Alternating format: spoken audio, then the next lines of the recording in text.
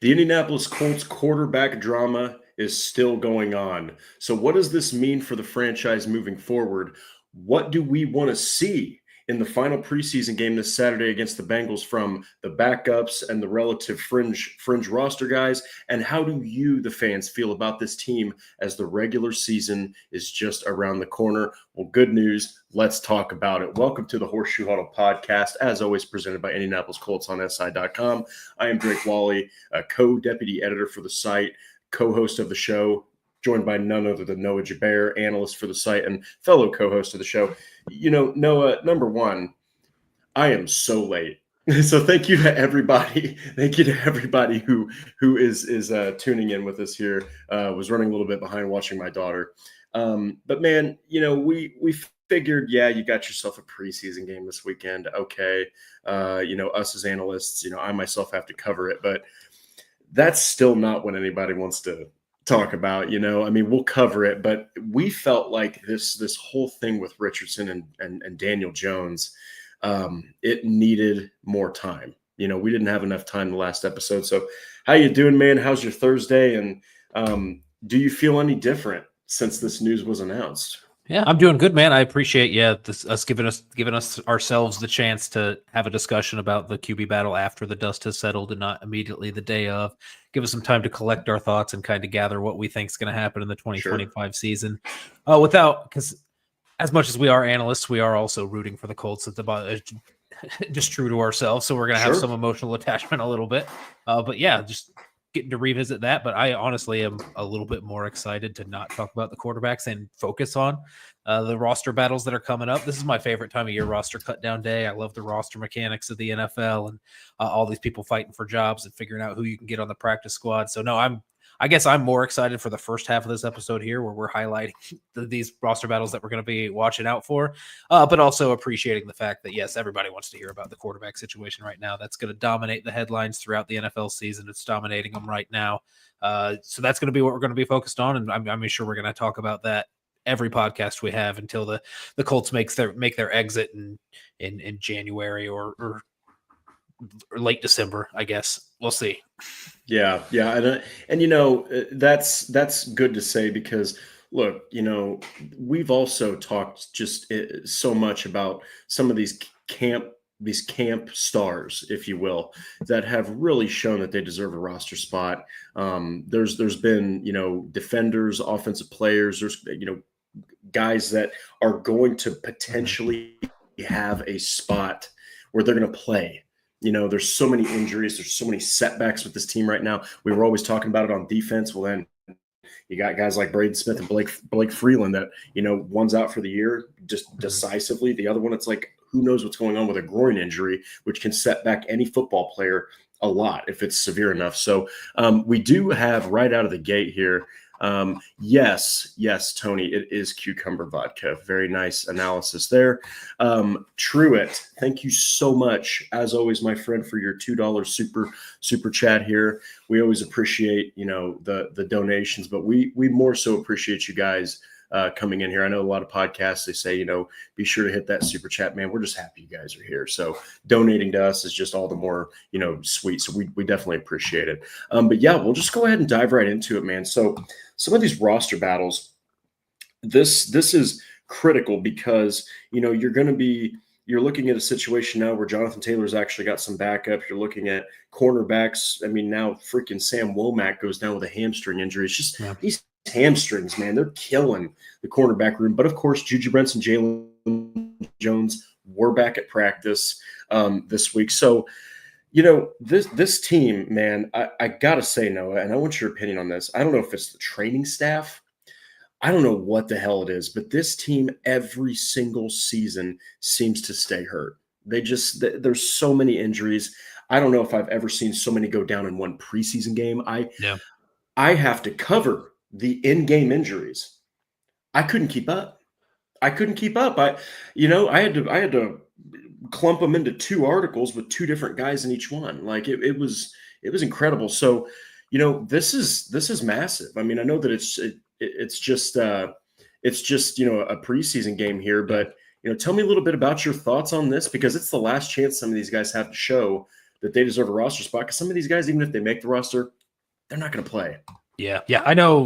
We're getting into preseason week 3, so a lot of these guys that you're going to be watching are going to be people who aren't in the NFL or are on practice squads elsewhere in the league or with the Colts, or just back into the roster guys here with the Colts that might make some appearances on special teams. But I mean, some of these guys may have some bigger roles to play later on in the season if we do have some more injuries pile up. You mentioned how common those injuries have been in preseason. I don't know if the Colts are necessarily stricken more than any other team in the NFL over the last 5 or 10 years or whatever, but it did seem like it hit really hard, especially in that defensive back room this preseason, where you have injuries going down with Juju Brents, Jalen Jones, Justin Wally, now Sam Womack's dealing with it. Kenny Moore was out for some time. I mean, you just had him all over in the cornerback room, and then your safety room also is a little bit banged up, and you're dealing with some depth that is very much untested at that spot, which we'll talk about later. But yeah, so I'm excited to watch some of these guys. These aren't really names that you're paying a ton of attention on or too early on in the season when the regular season rolls around. But take note of some of the names that are going to be fighting for these spots, because the people that do end up making the Colts roster will more than likely have some role to play at some point in the season. Yeah, and I just looked at the incredible work that Noah did with all of these position battles. So many. So we're just going to dive into it right now, because I didn't realize how many there were. Some might be. I'm pumped. Hey, you know what? I'm excited. So we'll just start with, in my opinion, probably the most exciting one, and that's QB3. Yeah. So as everyone knows, didn't expect Daniel Jones to play. I fully expected Anthony Richardson to step out there. I did. I really thought that they would be like, okay, so not only are you going to, we'll get to this later, not only are you going to deprive the kid of actual snaps that matter, you're not even going to let him get meaningless ones that are going to help his development. That's fine. But Shane Steichen said that, you're going to get a half each from Jason Bean and Riley Leonard. Tell me a little bit about, not so much Jason Bean, because he threw 7 passes against the Packers. But how do you think each one of these guys did in camp? This is a legitimately open competition, because Bean's been with the team. Riley Leonard's new. He hasn't exactly been wildly good in the preseason. Kind of what you expected he would be. What do you think of both of these guys here? Yeah, I think they're both very much developmental guys that you've got on the roster. You mentioned Bean's got some experience on the practice squad the last 2 years with the Colts. I don't necessarily think this is that intriguing of a battle, just because of the lack of time that Jason Bean has gotten to work in with the quarterbacks. Even in the development sessions here in training camp, he's only getting a few snaps there. He's not getting a ton of opportunity. This second half in the Packers game is really going to be his only opportunity to go out there and show that he's worth a practice squad spot at this point. It seems like even that is unlikely with just the limited amount of reps that he's been getting. So QB3, as far as the battle for that actual rostered quarterback 3, I think Riley Leonard's probably got that locked up unless something disastrous happens in this preseason game. But I think this is more so like, are we watching the last of Jason Bean in a Colts uniform? Is he even somebody they're going to consider bringing back in the practice squad? When you do carry 3 quarterbacks like they probably will here with Riley Leonard, I don't know if you have that need there on the practice squad for a quarterback like you have in years past. So not so much a battle in my eyes. I think that one's probably kind of been ironed out just because of the weeks of training camp and how we've seen that pecking order not change, and the reps and opportunities for Jason Bean just kind of be diminished from what they were a year and 2 years ago. So yeah, excited to watch Jason Bean, and hopefully he puts off an impressive enough show for the Colts to either invite him back on the practice squad, because I don't think he's flat out beating out Riley Leonard for that spot, or find himself a job elsewhere in the NFL. Yeah, and Jason Bean, I know that there's been people in the midst of this quarterback stuff. Let Riley Leonard play. Let Jason Bean play. I remember that last year. And, 2 things.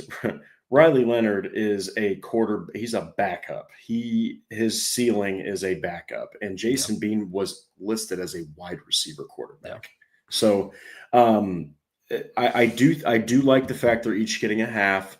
I think that Riley Leonard has the mindset. He's got the capability, the intelligence to make something of this game against the Bengals.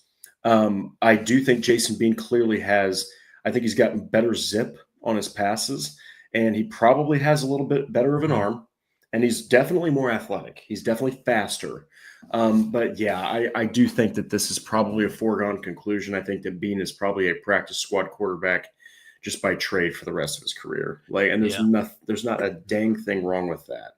Yeah, So and I see that comment down there by Patrick in the chat mentioning he's probably going to have a really good performance against these six stringers and no one's playing anybody. and future real estate agents and accountants that are going to be playing in the game today or game on Saturday. So I'm sure he's going to look pretty good. He's probably going to be able to run all over the field. Just because that athleticism, that's kind of what he does best at the quarterback position anyways. But let's remember kind of who the competition is when it comes down to roster cut day. And if the Colts don't bring back Jason Bean as a developmental practice squad guy, I think that makes sense because I do think they have their developmental project as a backup there in Riley Leonard. Yeah. I mean, don't forget, guys, Riley Leonard is also a developmental quarterback. He's not this guy that's, just ready to go in there and play. So, that'll be one to watch. This next one, I absolutely love that you put this in here because fully expected one of these guys in this next tab here to be running back 2. I really did at one point. Yep. Yeah. Then it turns into Tyler Goodson's running back 2. And then this guy is running back 4 and DJ Giddens is running back 3. Well, now with what's going on with Goodson, you've got yourself probably the running back 3 battle here. And that is Khalil Herbert or the one and only just epic name, Ulysses Bentley the 4th.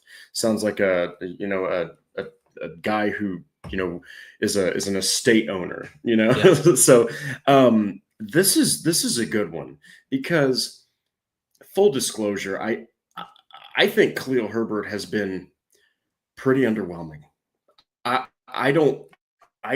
You weren't talking about him much in camp. You haven't really talked. I mean, he scored a touchdown during, I think, against the Ravens.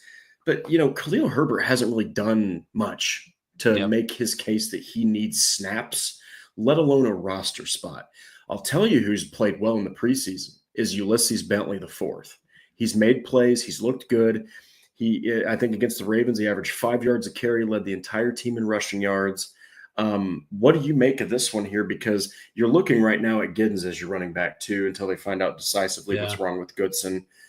You got your running back 3 battle here. This is for a 53-man roster spot right here. Yeah, this is interesting, and it's very much made more interesting by the fact that Tyler Goodson's not practicing. We don't know the extent of that injury.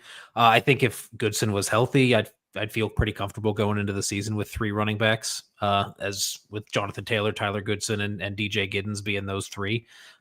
With Goodson out, you need a 3rd one, right? And I think Bentley maybe would have been the prime candidate to bring back on the practice squad.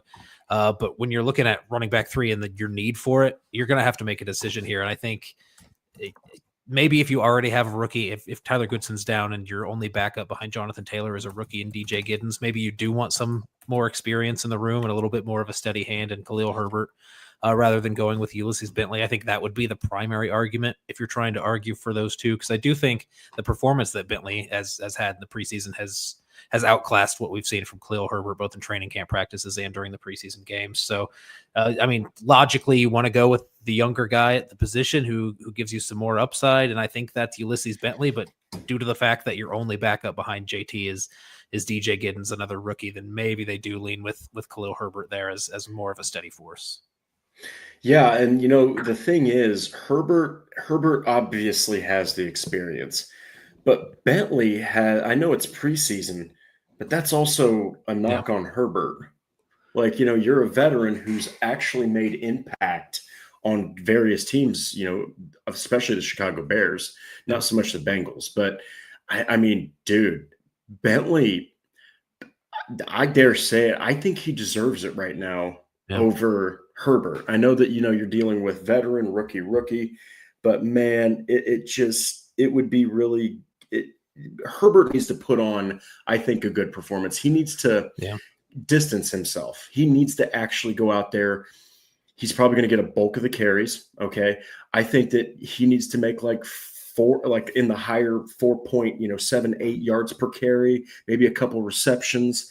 Maybe you score a touchdown. You lead the team in rushing yards. Don't let it be Leonard. Don't let it be Bean. That's never a good look on running backs. Okay. If you're quarterback, I don't care if it's freaking Josh Allen or Lamar Jackson, especially if the quarterback outpaces the whole committee. That's never good for your case, especially in the preseason. But if you had to predict, let's say that they both have an equal game, right? Equal impact. We won't even talk about numbers.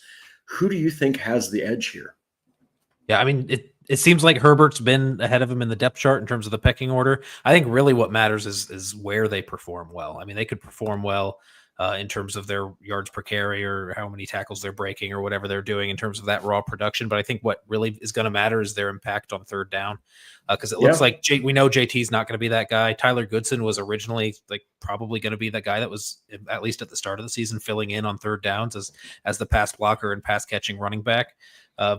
I don't know if you want to lean that heavily on DJ Giddens for that in that role at this point. So maybe if Khalil Herbert or Ulysses Bentley can prove to be reliable as pass blockers, hasn't really been Herbert's thing throughout his NFL career, and hasn't really, and at least the pass blocking part of it wasn't really a strength of Ulysses Bentley in college either. So you're kind of facing an uphill battle, but I think whichever one of those two gives you the more reliability there as a pass protector, I would say primarily is the one that's probably going to get the nod early in the season here.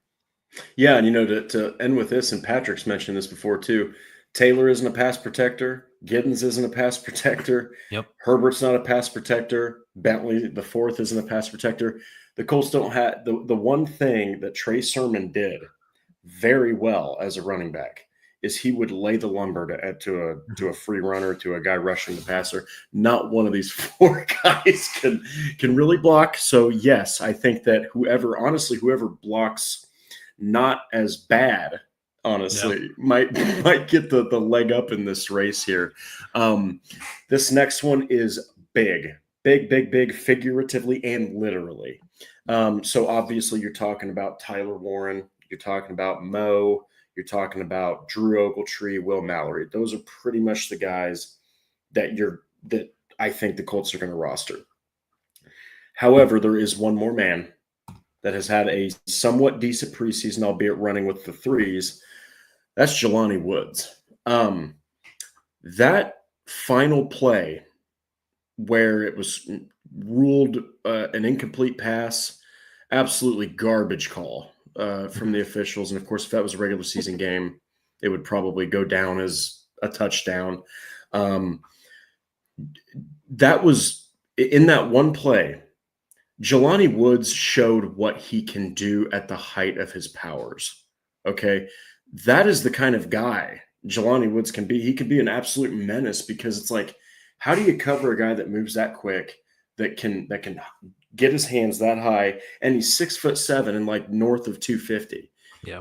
I mean, I loved it. I really did. There was a point, Noah, where I really thought Jelani Woods was emitting tight end one vibes. Yeah. Okay. I don't think he's gonna, because Will Mallory's played great. Drew Ogletree is a good blocker. Mo is an established veteran that's going to need to be there for no other reason to help Tyler Warren.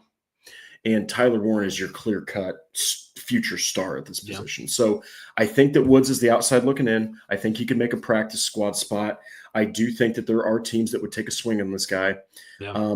But this is his last chance to really show that, look, man, if he goes out there and balls out, I know it's against, like Patrick said, just the back end of the back end. But, hey, man, if he goes out there and balls out, he might at least make a case and make the Colts at least double think or think back twice about maybe getting a roster spot. I think he could go out there, have 10 catches, 100 yards, 2 touchdowns. I just think he's a practice squad guy at the most with the Colts right now. Yeah, and I think people probably need to separate the fact from his 10.0 RAS when he was drafted and all those athleticism numbers, and realize that get that out years of of injuries, he's probably not the same level of athlete that he was when they drafted him. Still a freak athlete, and he showed, like you mentioned with that touchdown, that he's capable of those big explosive plays, but probably not at the rate that we were all imagining when he was drafted, and he could have reached that potential. So just taking a step back and evaluating him for the player that he is currently and not what he was drafted to be, I think is a big thing that's going to be happening here. And then just a numbers game. You can't have 5 tight ends. You can't justify keeping 5 tight ends, especially with the injuries elsewhere on the roster for the Colts, where they're going to have to keep maybe an extra safety or an extra corner or just extra players, extra bodies really anywhere else on the roster to fill in for some of these injured players. You definitely can't justify keeping 5. And I frankly, I would be surprised if the Colts brought him back to the practice squad, maybe they'd be interested in it, but I think after just the career that he's had with the Indianapolis Colts, I would be surprised if he doesn't want a fresh start and an opportunity to get more chances. He knows he's probably blocked by Will Mallory, by Mo Alley-Cox, Drew Ogletree, Tyler Warren. All those four are standing in the way of direct playing time for Jelani Woods. So if he wants to continue his career and he has an opportunity somewhere else in the NFL where maybe there's only 2 or 3 guys that might prevent him from getting into the field or into the rotation, then maybe he'll take that opportunity. Yeah, it's a little bit of a bummer. It really is, because Jelani, to make this brief, he showed so much with so little in 2022. Yeah. I mean, he really did. And you saw what he could do, especially against the Chiefs, the Steelers. He had a good game. We'll see. But I think that what Patrick says here is actually very realistic. You've got a team like the Dolphins who are so tight end needy. I mean, they might be able to. I mean, Jelani Woods might not even be trying to say, "Hey, Colts, keep me on the roster on the practice squad." Maybe Jelani Woods is going out here and he's saying, "Hey, NFL, I can do something here." Yep. And maybe this is his audition for his next team. I wouldn't be surprised about that. Also, Gregory Pack, dude. No more QB talk unless you can say something original. 2 things, my friend. Number 1, you're in the wrong podcast. This is going to be ongoing until the end of the freaking season. So I hate to break it to you. Number 2, we are original here. So I appreciate your comment, though. Thank you so much. But yeah, so basically that's going to be something to watch. You're going to want to see what Jelani Woods can do. But this one's big, because all of a sudden, you get a starter goes down, you get a backup that goes down. And it was crazy because Braden Smith goes down. Blake Freeland comes right in there. Mm-hmm. He goes down the next play. It basically seemed like I was just like, this is insane. And so then you're looking at Jalen Travis, and I think it was Luke Tenuta. Yeah, I think came in as your other tackle. All of a sudden, he might have a roster spot labeled all over him. But this is all offensive line depth. Okay, like you're basically going to see. And I don't know if this is the exact lineup that's going to start the game, but you're going to see something like this: Jalen Travis, Dalton Tucker, Danny Pinter, Josh Sills, Luke Tenuta. Yeah, that's kind of what you're going to see. Maybe a little bit of a variation there. But yeah, man, those guys could have big impact, especially Jalen Travis, man. He's got a lot on his plate right now, because if for any reason Bernard Ryman, if Braden Smith even returns, who knows how bad his injury is. I don't think that it's hardcore, but like you're looking at a rookie right tackle, or a rookie swing tackle. And look, I'm not trying to compare these two, Noah, but the last time we saw a rookie 4th round swing tackle go in there and start, it was Blake Freeland. Yeah. He was a very similar build to Jalen Travis. Has those long arms, and that's great because you can separate a defender. But I'm telling you, if you got those quicker guys like a dude like Leatu Latu with bend, I mean, they go underneath those long arms. So we'll see how that works. But what are your thoughts on the offensive line depth? I think it's pretty good on the interior, but man, the tackles right now, losing a starter and a backup, that's tough. Yeah, I mean, it worries me. And that Braden Smith injury especially worries me. I don't know if I liked Jalen Travis as your swing tackle going into the season, just because he's a rookie 4th round pick. You don't want to rely on him. I definitely don't like him as the starting right tackle going into the season. So hopefully that Braden Smith injury is not super serious. And this is a position, offensive line, where you keep in 9 or 10 pretty much at all times. I think 10 is the number Chris Ballard prefers to keep in the trenches. And if you're looking at the roster, I don't see 10 rosterable linemen on the roster currently. So even though you're the 10th best offensive lineman on the Colts currently, don't assume that means you're in there for a job. I think the Colts could keep 7 of these guys and honestly swap out the other 3 for some waiver claims that happen on cut down day. This is their opportunity to go out there and prove that they're not one of those guys that needs to be hot swapped in and out when the roster cuts come in and waiver claims come in. And you're talking about, I mean, Josh Sills, Dalton Tucker, Danny Pinter. So yeah, if you're talking the top 5, I'd say then Danny Pinter, Jalen Travis are your next 2 that are safe. So you've got the 7 there. Then from 8 through 12 that are currently fighting for those spots, I don't know who you're keeping. Josh Sills seems like he's a favorite. Just at least enough to keep around. I think he's probably your next man up there at 8, then 9, 10. I don't know who it is. Is it Wesley French, Mose Vavau, Marcellus Johnson, Marcel Ferner, or Luke Tenuta, like you mentioned. These are all names that, I mean, they would have to go out and prove a lot to really be relied on for any role within the season, let alone making the roster spot or making a roster spot here. So yeah, this is something that I'm watching closely. A lot of these guys, especially there at tackle, even if you have guys go out there and perform, you might be looking at somebody getting cut and getting a waiver claim in there, because I don't know if Tenuta or Ferner or Marcellus Johnson are going to be guys you want to carry on your 53.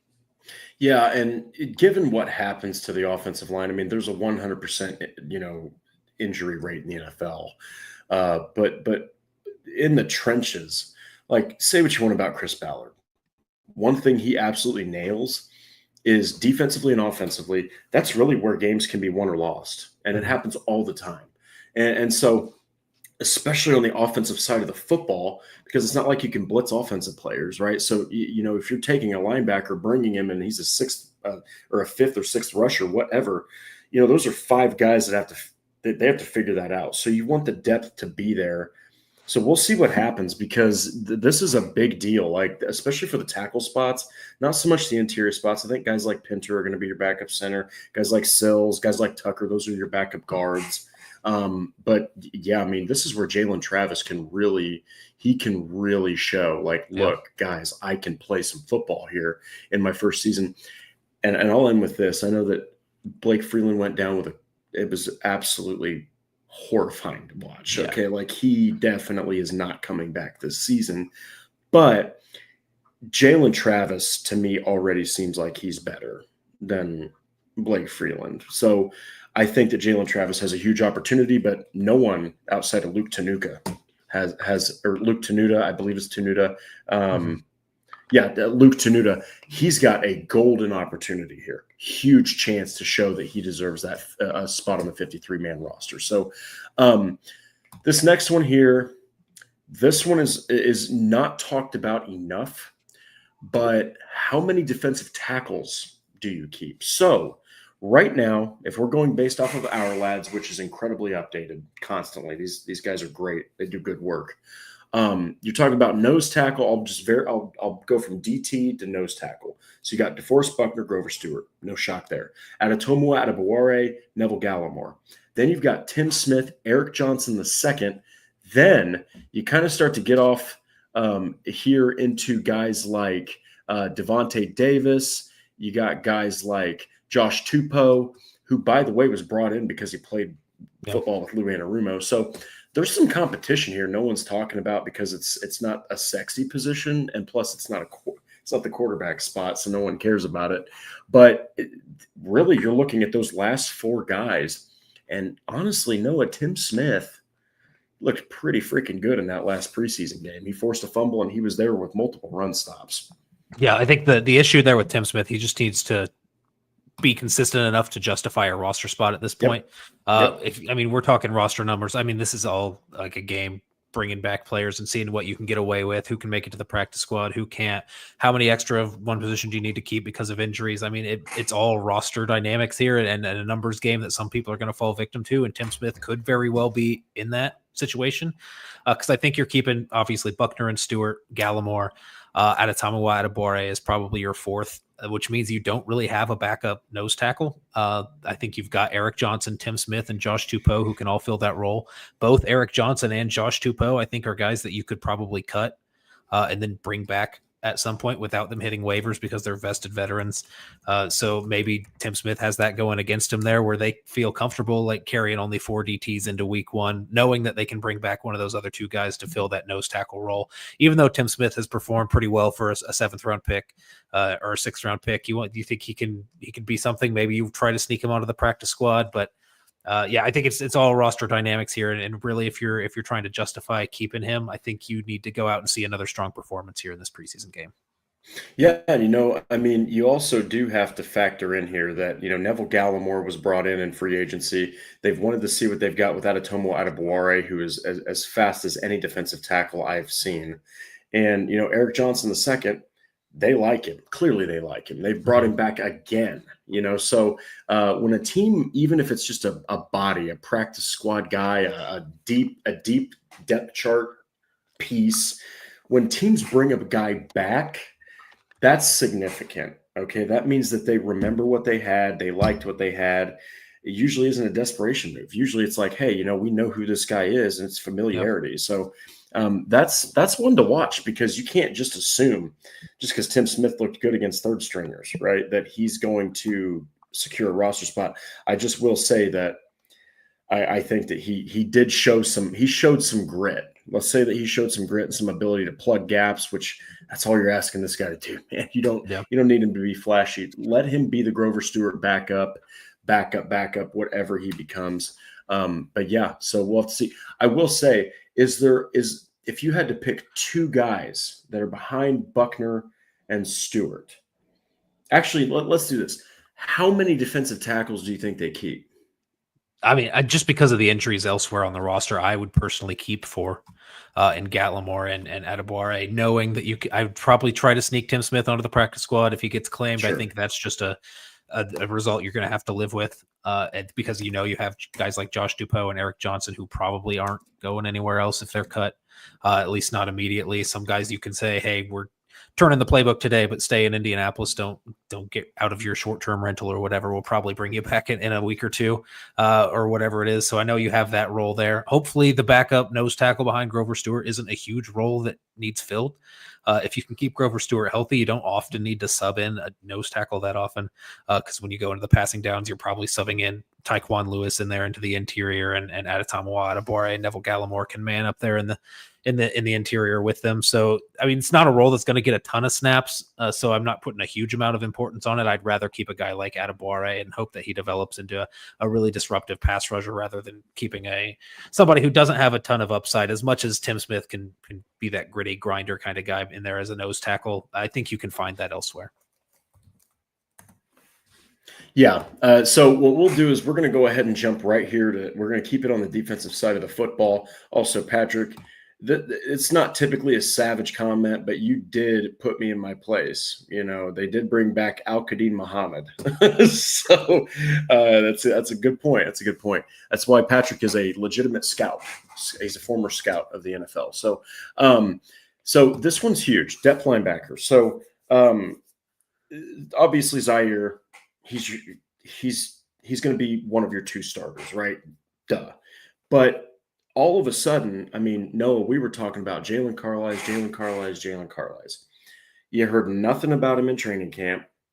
He was injured going into training camp. All that you've heard about are 2 names: Joe Bacci, Cam McGrone. Yeah. Those are the guys. That's it. That's it. You made a point that was brilliant. And, something that Noah does all the time on this show is he makes these very, very valid points that no one is talking about. And one thing he said is, right now it seems like Jalen Carlies is linebacker 4. Okay. That's how it seems. So, like, right now, your depth, you're looking at it here. You got Cam McGrone, Joe Bacci. They're backing up. I mean, Jalen Carlies is the top guy he's the top guy at the will linebacker position. But I just can't imagine right now that Joe Bacci isn't the starter. And then you've got Austin Ajike. You've got Shegun Olubi. I mean, this is a deep room. You've got a guy who I love. I loved watching him in camp, loved watching him in the preseason. Solomon DeShields, Jake Chaney, Joseph Vaughn. They're probably only keeping 4 overall linebackers. What do you think of the backups, man? Because I don't know, man. I think if you're going based off of fit, you're going based off of sample size and what he's shown, Joe Bacci should. I mean, I wouldn't be surprised if he's standing right next to Zaire Franklin week 1 against the Dolphins, man. Yeah, I think that's kind of how I'm operating right now, is with the assumption that those are your 2 starters, and Franklin and Bacci. McGrone and Carlies are kind of, I think, in the same boat here, which as much as we came into this season thinking that wasn't the case, it seems like they're both just these developmental will linebackers that are sitting back there that are going to fill in between Joe Bacci and Zaire Franklin. I know that role, that second linebacker role previously, besides Zaire Franklin, has been EJ Speed, who was on the field about 90% of the snaps. Yep. Apparently that's not necessarily the case here with Lou Anarumo. He plans to rotate those guys a little bit, so we'll probably see a little bit of both. While Bacci might be getting the majority of the snaps there beside Franklin, we'll probably see a good mixture of Cameron McGrone. And then we also have to think about Jalen Carlies walking around in the boot right now. We don't know how serious that injury is as well. I mean, we could go into week 1. He could not be ready. You mentioned them keeping maybe 4. I think think 5 might be a number they keep too, just because special teams ability depends who they want to keep. I know Shagun Alubi's been a guy who's been prominent on special teams for Brian Mason, so that might be somebody that they want to hold on to. But yeah, I mean, it's just that depth. We're watching a Luby, we're watching a Jakey. Probably not going to see a lot of Bocce, to be honest, and we're not going to see Carlisle because of the injury. So we're watching these back end of the roster guys to see if anybody's going to sneak into that linebacker 5 conversation to keep on the roster. Yeah, and that's really fair. I mean, this is a game, like, we have to reemphasize this. Ladies and gentlemen, you are going to see a lot of guys where you're going to look at their number, you're going to look at their name, you're going to say, who the heck is that? Like, that's just the way your last preseason game goes, and thank the good football gods in heaven that they only do 3 now instead of 4. But yeah, like this is big. I mean, because yeah, it's a 2 linebacker set type of base defense, right? But I mean, you're talking about last year you had a thumper, which for those who don't know what that is, that's just a tackle machine, a guy who's a tackle machine like Franklin. And then you had a run defense specialist like EJ Speed. Neither one of them were exceptional at pass coverage, especially Speed, who was basically, Stonehenge when it came to defending somebody in a route. So Joe Bocce has shown that he has got coverage prowess. He's picked off passes in camp. He's picked off passes in the preseason. He's defended well against tight ends.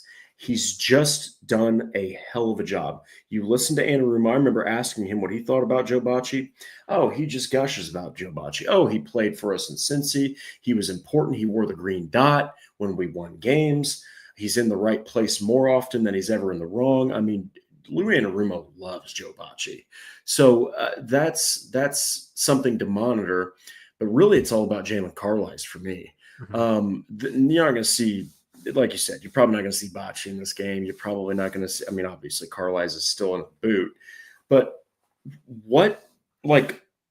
do you think that a guy like I think Solomon DeShields has looked good. I really do. Yeah.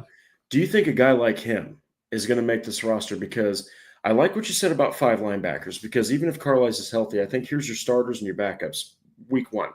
I think that right now, as it stands, before this preseason game, you've got Franklin, Bocce, number 1 and 2. Then you've got Carlisle, McGrone, and then I do think that a guy like either Shagun Alubi or Solomon DeShields, they're fighting for that 5th spot. Which one would you give it to? Because honestly, they've both played really well, but I do think that Shagun Alubi has the edge with that special teams prowess, and how the Colts feel about special teams. Yeah, and I think Austin Ajaki's in that conversation also for that last linebacker spot. I just think for a guy like Solomon DeShields, it's just, and this is a weird thing to say based on where we were at earlier on in the offseason at the linebacker spot. I think it's too stacked for him to be a legitimate contender for that roster spot right now. Maybe not stacked in terms of guys who are going out there and being superstars, but stacked as in there's a lot of guys in front of him who are getting way more opportunities throughout preseason and training camp, just getting those reps and eating up those reps. So you're not seeing a guy like Solomon DeShields on the field as much as you're seeing these other guys. And then just the special teams ability of Shagun Alubi and the special teams experience and just him being a stalwart or 4-core special teamer for the past few years with the Colts obviously is going to give him an edge. When you're linebacker 5, you're probably not going to be playing on defense that often, especially in a system that only has 2 linebackers on the field pretty much all the time. So yeah, if they do keep 5, I think Solomon DeShields and then Jake Chaney, Joseph Vaughn, these other guys that signed a week later. I think these are more guys that you're looking for as maybe practice squad people or people you bring back if some injuries start to pile up later on in the year. Yeah, and it's such an important position because last season we saw a lot of missed tackles, but you also didn't see the exact the best run defense from the front. So that's a big one, but this last one. These last 2 before we get to something that I can absolutely assure you certain people in this chat aren't going to enjoy us talking about before we get to that. Final cornerback assembly here. So it does need to be mentioned that Juju Brents and Jalen Jones just yesterday had their helmets on. Okay. Yeah. But given just how fantastic Shane Steichen is at updating people just answering questions. By that, I mean he's terrible at it. He didn't give any sort of indication what was going on with Jalen Jones or Juju Brents. He just said Jalen Jones' injury was worse. But they're both, by all regards, they're back. Kenny Moore, probably on the up and up. So you've got 3 of your guys back. I would assume that Sam Womack is not too bad. At this point, I feel like we would have heard something. But, basically right now, you've got from top to bottom, if you're talking about your corners, you've got Charvarius Ward, you've got Jalen Jones, Kenny Moore. Okay, then we're going Sam Womack, Juju Brents, Alex Johnson. And then after that, it is Xavier Howard, Jonathan Edwards, Chris Lamons, Duke Shelley, and that's it. So what are your thoughts on this cornerback room? The guys that you're probably going to see are guys like Duke Shelley, Xavier Howard. He might be back there. Also, B.J. Mays.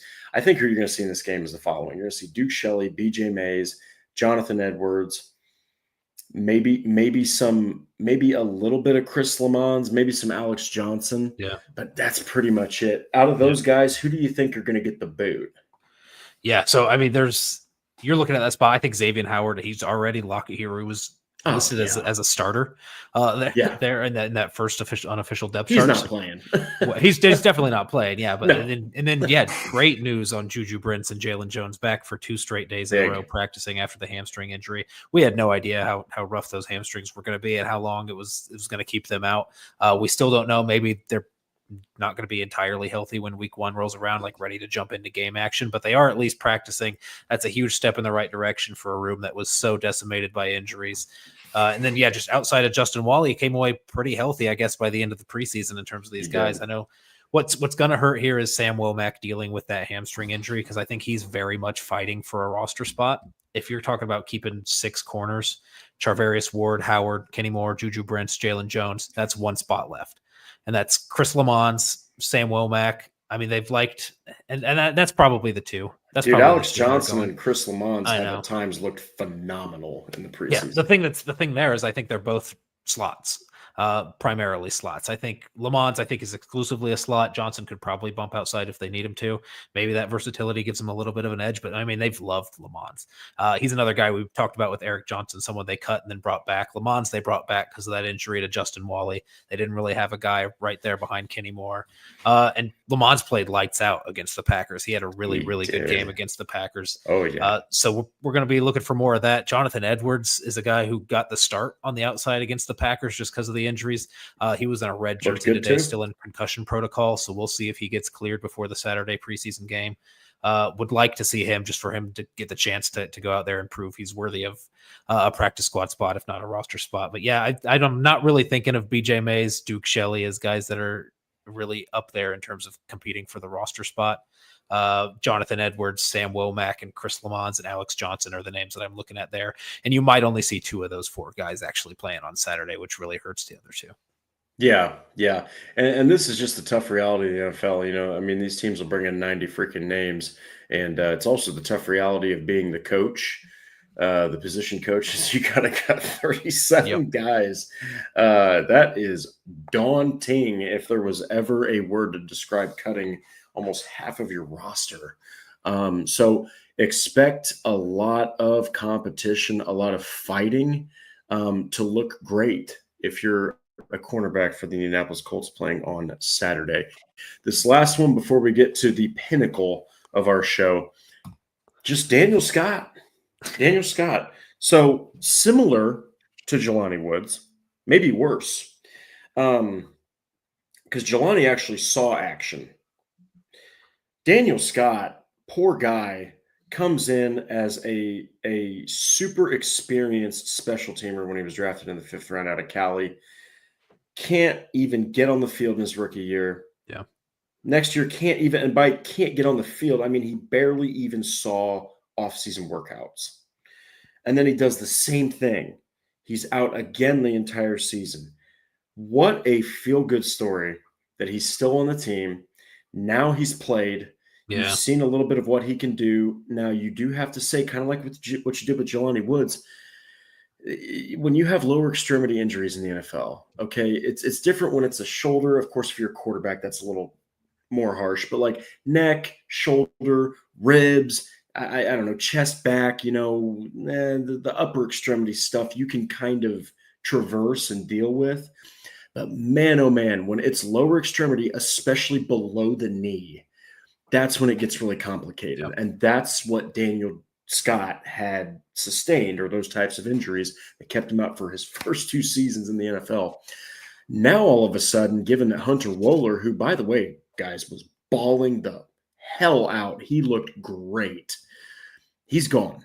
Okay, so all of a sudden, behind Cam Bynum and Nick Cross, you've got Daniel Scott and Rodney Thomas II. Yeah. Not encouraging at all. Then you got Ladarius Tennyson and Trey Washington. Rodney Thomas, you've seen what he can be. He's kind of regressed every single season since he came into the league. But Daniel Scott has a big opportunity here. I fully expect him to play. He's played okay. He hasn't played lights out, but he really needs a good performance in this game, Noah, because the Colts, I do believe, are probably scouring what's available on the market to sign because they desperately need something better than Trey Washington and Ladarius Tennyson. Yeah. I mean, if they're not scouring the market for somebody, then they should be. No, they're screwing up. Yeah. We've mentioned that before. I think I used the word gross to discuss or to describe the depth of the safety room, and that was with Hunter Wohler still there. Hunter Wohler was your guy that kind of made you feel a little bit better about it because of the performance that he was having through training camp of the preseason. He's gone. So you're relying on Daniel Scott, who just played his first preseason game 2 weeks ago. And it's his 3rd year in the NFL, so that you're worried about that a little bit. And then Rodney Thomas, the guy we've mentioned that's regressed kind of since his rookie year where he led the team in interceptions, but this defensive staff seems to trust him. I don't know if it's because he's just the best of a rough group that's left back there. Him. Yeah. Either that or I mentioned in Watch It, like Lou Anarumo has not loved like young defensive backs, and Rodney Thomas was kind of older for a rookie when he came out, and he graduated from Yale. Maybe he's just a heady player that he trusts back there to make the right decisions and the right reads back there, and be that communicator on the back end if you need somebody to fill in as that third safety. So I think he's pretty locked into that spot, or at least a roster spot, regardless of who they bring in. But Daniel Scott, I mean, he's the fourth safety, very much unlike Jelani Woods, where we were talking about he's been hurt, but he's finally healthy, and he just has this log jam in front of him. Daniel Scott's been hurt, finally healthy, and he has nobody ahead of him. He's really got the opportunity to make this roster, and you really need to see him, one, get out of this preseason game healthy. We're not out of the woods yet, even though he's got 2 games under his belt. We need to see that go throughout all the practices and all the preseason games. But yeah, I'm definitely going to be watching him because he might be primed for a role that we did not expect. Yeah, and I like what Daniel Miller says here. Tyquan Lewis has had a similar road of misfortune like Daniel Scott. I think that Daniel Scott has had a worse road of misfortune right now because he hasn't even played.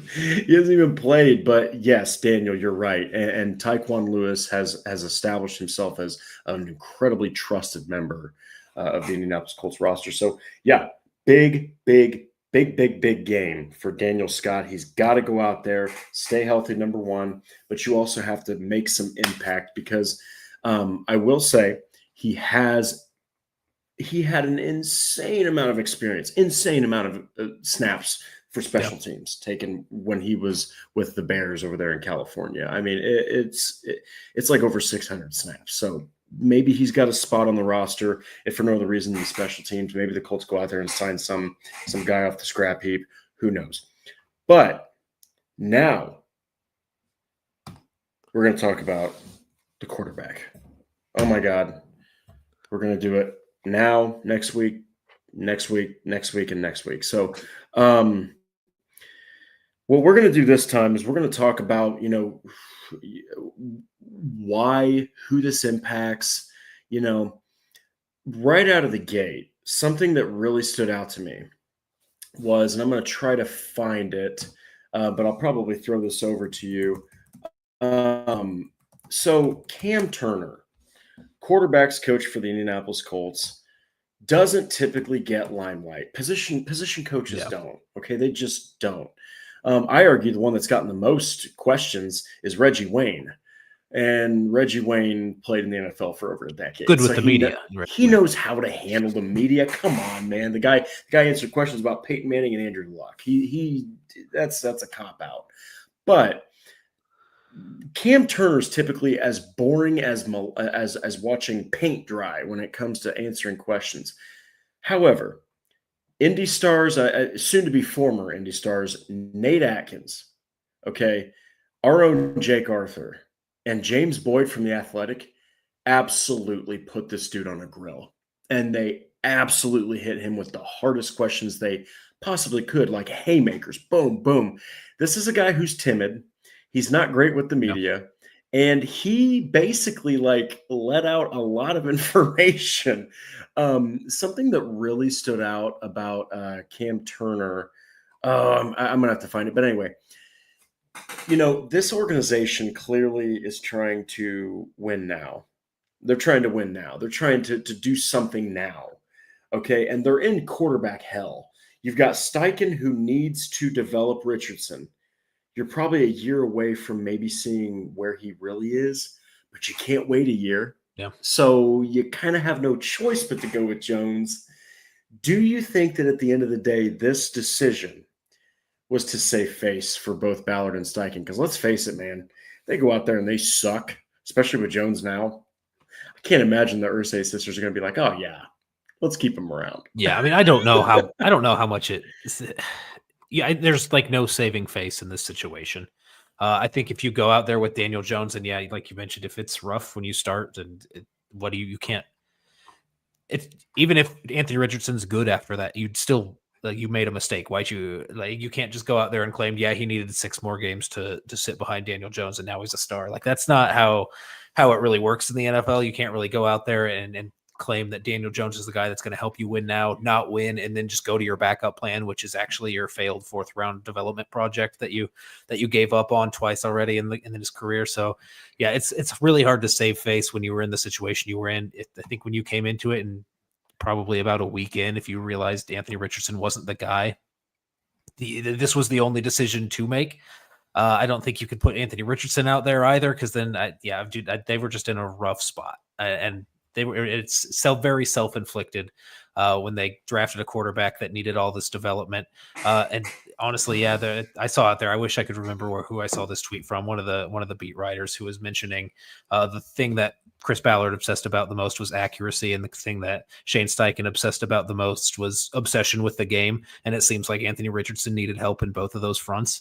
Maybe it was just a mismatch from the beginning when they identified Anthony Richardson as this guy that they could really build on and grow with. And it seems like at least Daniel Jones, maybe that accuracy is not exactly there, but by all accounts, we had that Tyler Warren interview and that Quentin Nelson interview where they're talking about Daniel Jones being in the building so early and being the first guys there and all constantly talking with his receivers.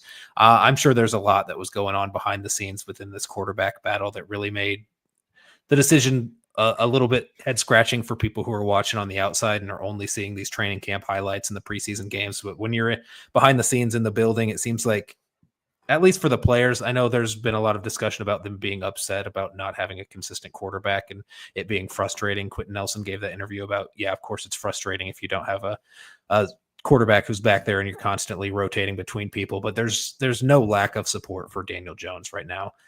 Where it kind of seemed like there was a lack of support for Joe Flacco when he came in lieu of Anthony Richardson being benched. It seems like some players were lamenting the fact that Anthony Richardson was benched. I don't think we're necessarily getting that now. I think the locker room essentially understands, and maybe that's a sign of more issues that were going on behind the scenes with Anthony Richardson. I don't want to speculate too much on that because I'm not privy to that kind of information, but yeah, I mean, there's a lot of things that went into this decision, and really all that's left after that emotional outburst that I feel like every Colts fan had when they read the news, that outcry, if it wasn't what they wanted, then as soon as that's passed, we can finally start to focus on, hey, maybe the upside really isn't here with Daniel Jones, but let's see how good Shane Steichen is, I guess, is essentially what this season is turning into.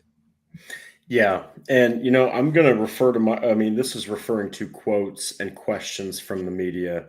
But I'm going to refer to my article I wrote about Cam Turner and what he said about Richardson.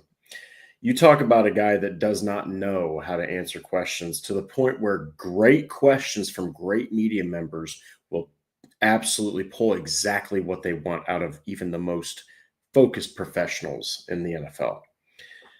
The next questions came from Indy Star's own Nate Atkins. By the way, ladies and gentlemen, Nate Atkins, Joel Erickson, incredible. They're incredible. Absolutely some of the best in the business. The first was, quote, "Are you convinced that Anthony wants to be here as a backup quarterback?" Turner answered with gusto, quote, "I think he wants to be here.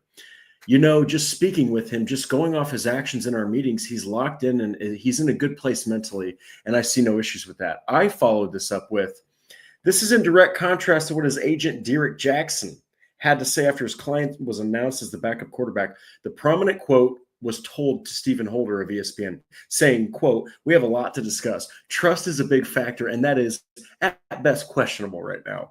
So Cam Turner basically just lied. Like, he basically just said either that's like the agent trying to drum up something, which I don't see that being the case based off of how Richardson just said, "Right now, I'm an Indianapolis Colt."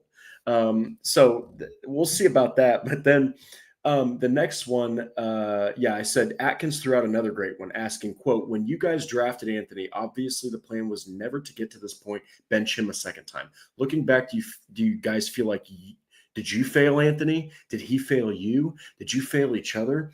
Cam Turner's answer was it's just a chef's kiss that they pulled this out of him. I mean, no, as a position coach, you want to see your guys succeed and be successful naturally. I feel like I've tried everything I can do, and I feel like he's given great effort. I don't think either way it's one or the other. I just feel like right now it's not where the consistency is just not where we want it to be. Cam Turner has basically quoted his own journey with Anthony Richardson. And what this really amounts to, in my opinion, is this guy was too big of a project for me to handle. He did not know what to do. And the reason that they hired Turner is because of his work with guys like Kyler Murray. What does Murray do? He's got a hell of an arm and he's mobile. Okay. Cam Newton, who Richardson has physically been compared to, those are the guys he was the QB coach for. Okay. So they clearly hired him to fit the mold of what Richardson was as opposed to Murray and Newton. But my God, what an incredible interview. I mean, breaking this down in an article, Cam Turner might be the guy you need to blame the most. Okay, because yes, Steichen is a quarterback guru.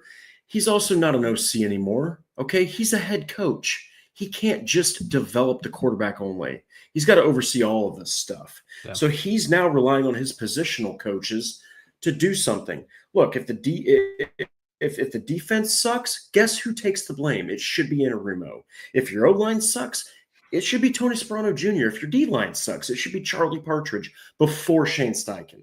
Okay, I know Steichen hired Turner, but Turner clearly has not done a great job with Anthony Richardson. And, I know Richardson's probably had his downfalls.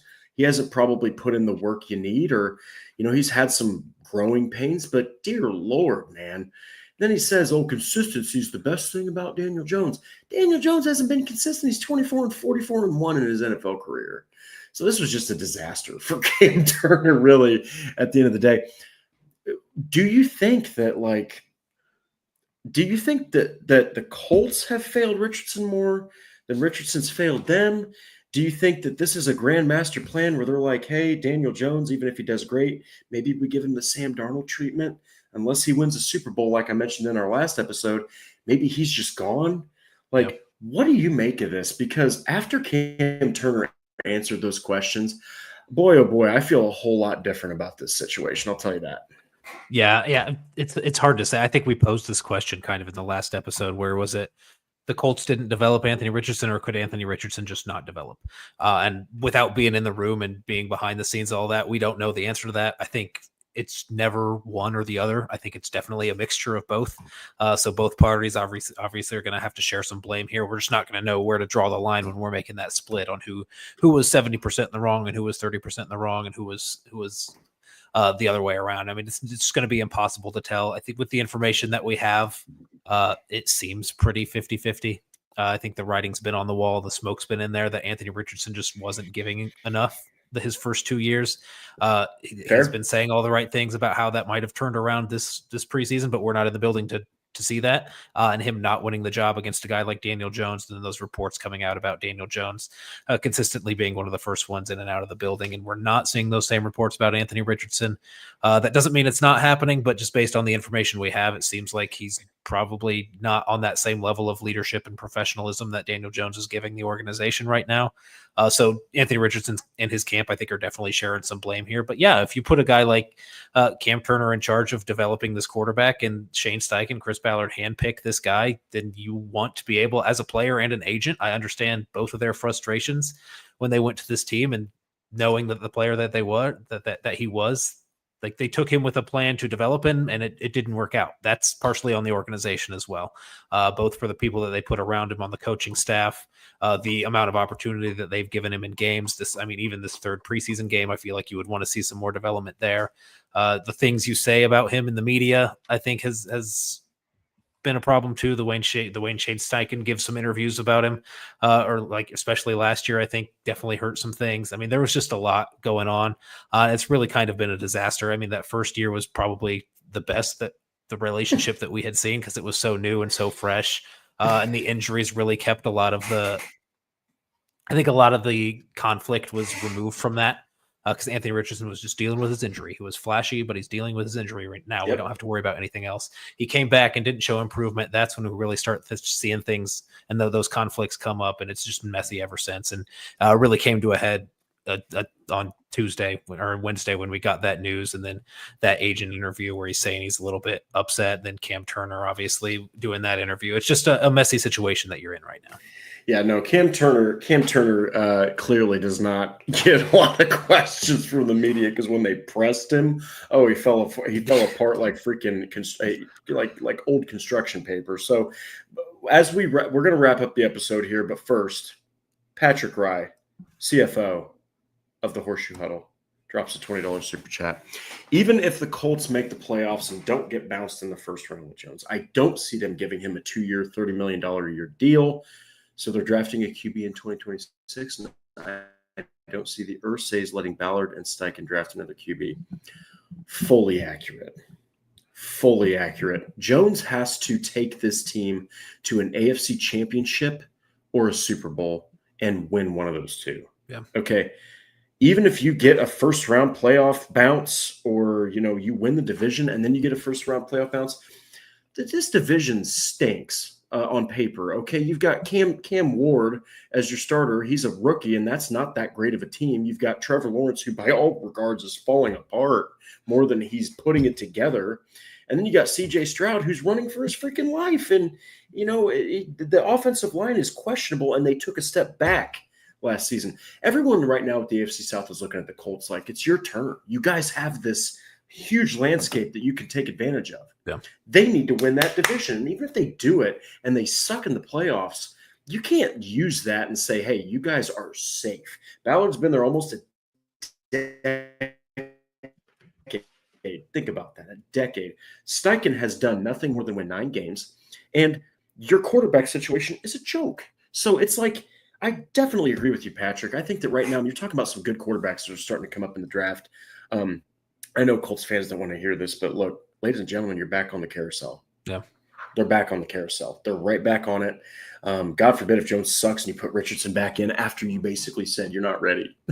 That would be the worst case scenario. It really would. That's egg on the face of all the guys that made this evaluation. So, yeah, go ahead. Yeah, I mean, just to Patrick's point here, I do kind of want to give some pushback there.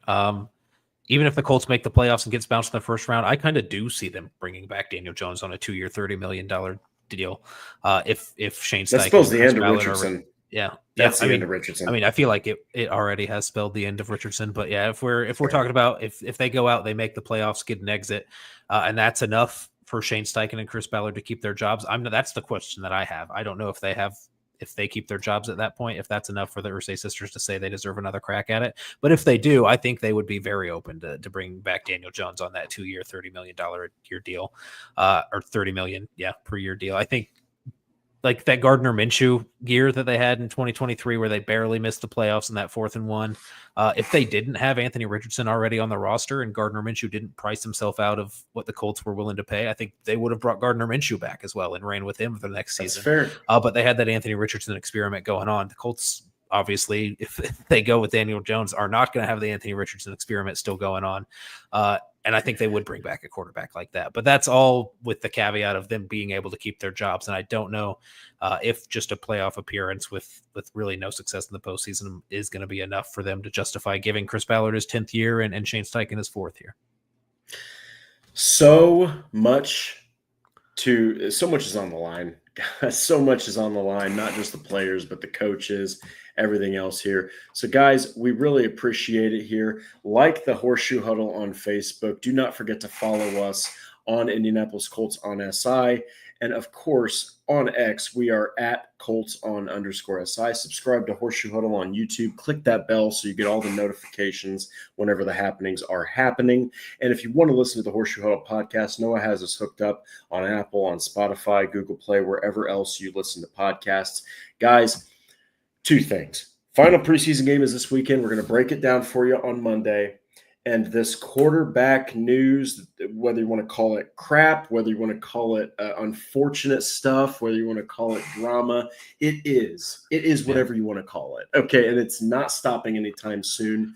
It's probably going to hit a fever pitch after week 1 when we can really either go in or support however Daniel Jones plays. So, guys, thank you so much for joining us. Have a great Thursday, an even better Friday, an even better Saturday, and we will see you all again at the start of next week. Take care, Colts fans.